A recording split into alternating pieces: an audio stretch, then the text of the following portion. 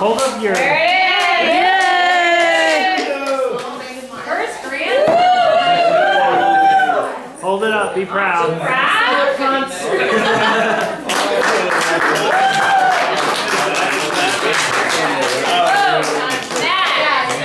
Hold up the journal. Wait, keep them up. Hey, you gotta smile! Never hear what you did. Yeah, I got it. Hey, we got a new word! It's safe. Let's have the story. Let's do it. I'd first like to clear up the first rock action story with my car. Lights on. The lights weren't on. I went down it was like in the 4th level, but it was an underground thing. I mean, this thing, there's spots I had to duck my head, it was so low. And, you know, New Year's Day, you partied, you're hungover, you're tired, you just want to go home. And my car wouldn't start. Well, that sucked. And then my friends, I had 3 guys with me, and of course they weren't helping matters any better because they were, you know, why does your car suck right now? I was pretty upset, didn't know what was wrong, and, you know, we had to get Merlin to drive down there and pull us out with Mom's Explorer because no trucks could fit in this place. Oh my God. It's the most inconvenient thing I've ever went through in my life.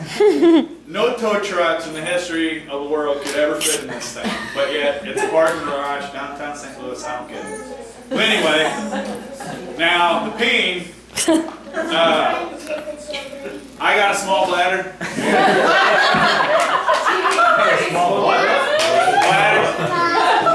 And when I get to drinking, I gotta go pee a lot.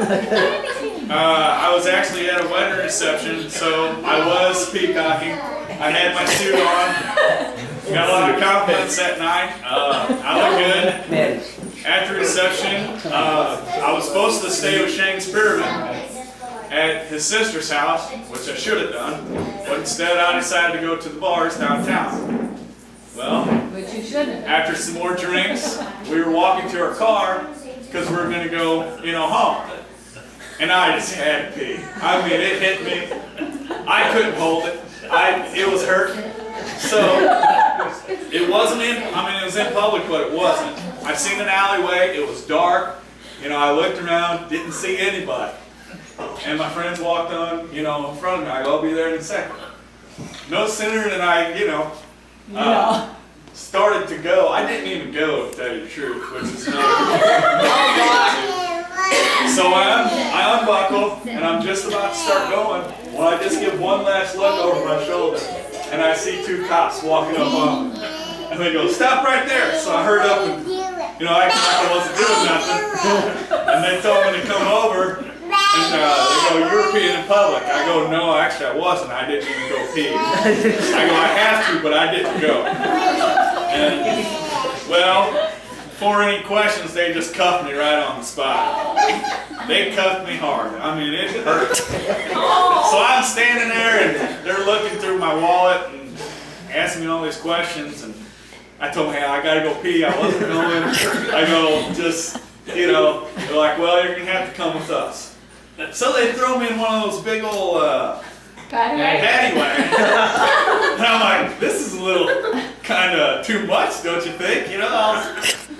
So I get taken off, and it was downtown St. Charles, is those cobblestone roads. I got my handcuffs so tight I can't even breathe. And I gotta go pee. Really bad. Did your friends know where you were? Yeah, they were like asking the cops, like, why are you doing this? Well, they go, well, you can come get them later. So I'm in the back of this paddy wagon, I'm the only one in there. And I'm getting bounced all around this thing. I got my suit on, and I feel like a gangster is what I feel. They had to pee. Yeah. Well, we were on our way to the jail cell, and then they got a call for backup. I was like, oh. So that stopped. And I'm sitting back here, like, oh, we'll just be a little bit. And I sat back there for another 20 minutes just sitting there. I was almost to the point where I was about to pee in my pants. And at this point, I didn't even care that I was arrested or under arrest. All I care about is my pee. And then I told the lady, I go, listen, lady, I go, I'm gonna pee in my pants if you don't get me. You know, I'm trying to be nice because maybe they'll still let me go. You know, I was being respectful, being nice. And they just made me out to be the worst criminal in the world. I mean, they were so mean. I mean, they, you know, like, well, whatever. So you'll just have to wait till we get to the, you know, the jail. I'm like, oh gosh. Finally, like an hour later, we get there. And all of a sudden, I just gotta go pee. They throw me in one of those big holding cells. Boy, after I got done peeing, then it was like, oh man, what I get myself into?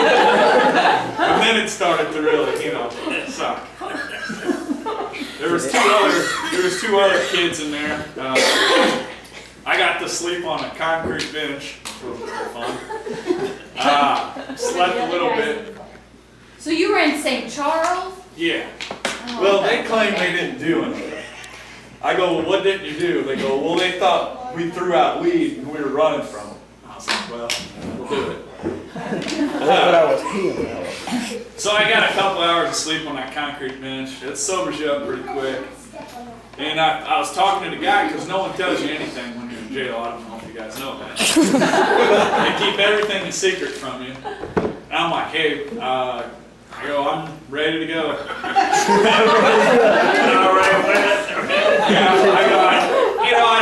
I thought it was just a simple, you know, ticket, you know, don't do it again, pay the fine. I'm like, all right, yeah, I'm ready to go. He goes, well, no, you're not, because we haven't booked you yet and taken your fingerprints. Jeez, this is a little excessive for being in public. So they fingerprinted me and they took my, oh yeah, the other thing is once I reported to jail, they took my shoes, they took my watch, they took my suit coat. Took your pride. Your belt? Yeah, the belt. So I was just in there looking, you know, like a fool.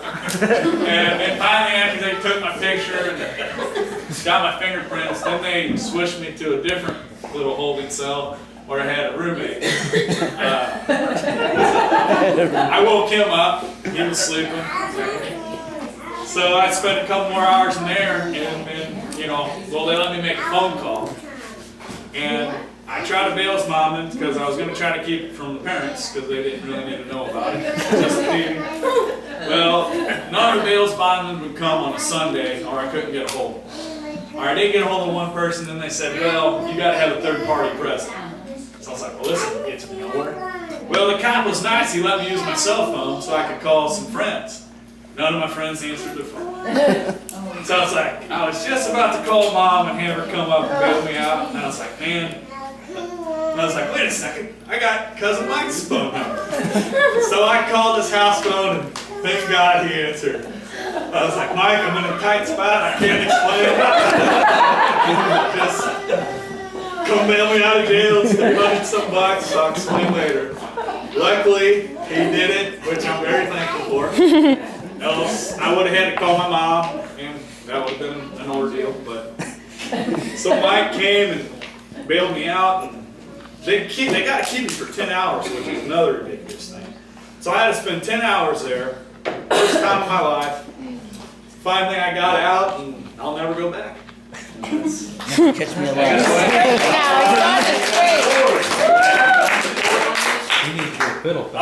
No, the lawyer I got it to a littering. So technically, I didn't get a peeing in public. I got a littering. Which is a felony. I mean, you'd be on the hit list. If you get caught twice doing that, you get on the sexual predator list. Yeah, I think it only takes once. To tell you the truth. Take one to get on Yeah. Yeah. But if you Google it, he might be on. I didn't Google it because I didn't want to know.